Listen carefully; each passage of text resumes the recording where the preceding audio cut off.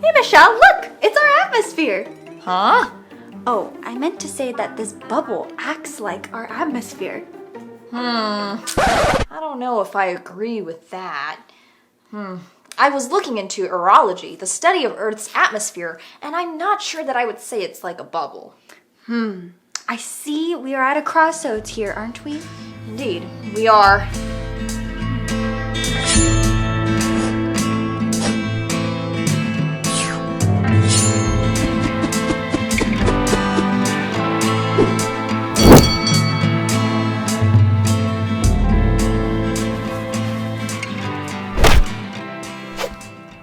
I begin today's proceedings with my opening statement. Earth's atmosphere is like a bubble because a bubble is a thin film that traps air inside of it.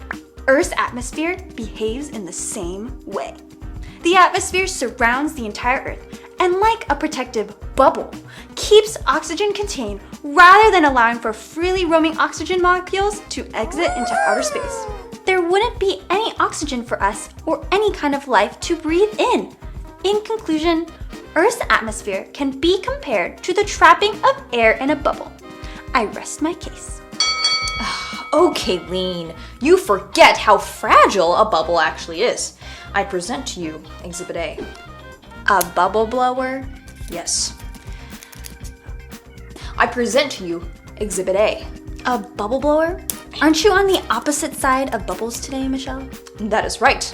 But Kayleen, may the record show that Earth's atmosphere can't be placed in the same strength as a bubble, since with the simple touch of my finger, a bubble pops. Watch this.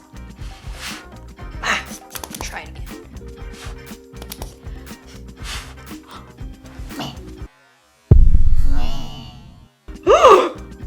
Earth's atmosphere is not like this weak bubble, but much more powerful than we think, and protects us in ways that we may take for granted, or never even have encountered in our entire lives.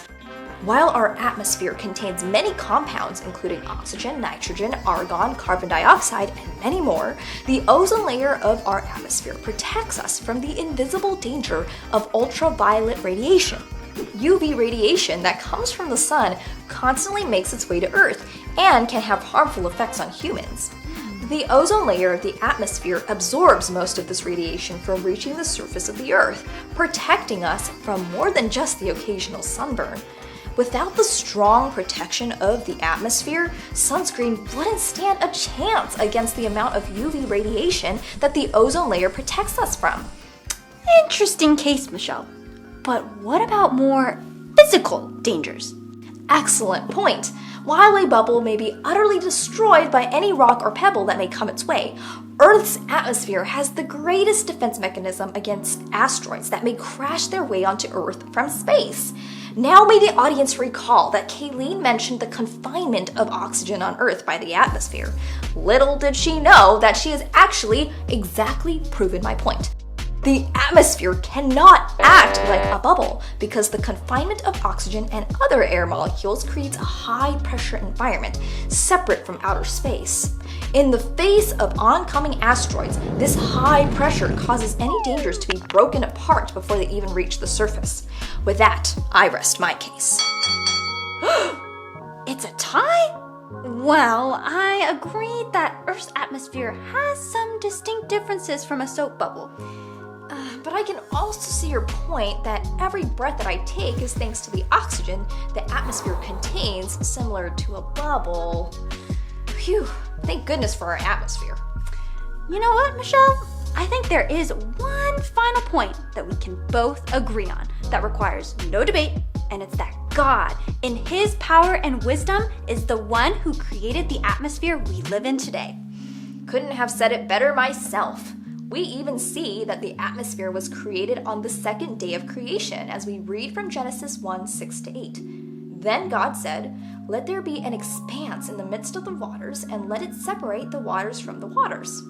God made the expanse and separated the waters which were below the expanse from the waters which were above the expanse, and it was so.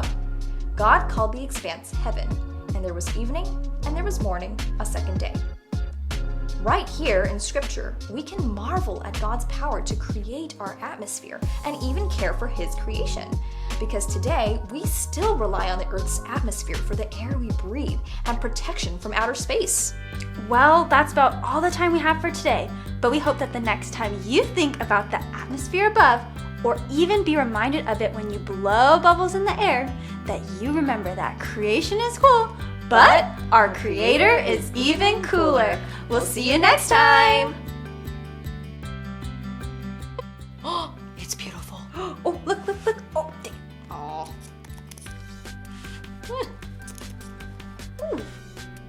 How come you have so many? I only have one. Big one. Ooh. Maybe the bubbles like you more because you like them more than me. I am amazed by these bubbles. I only have two.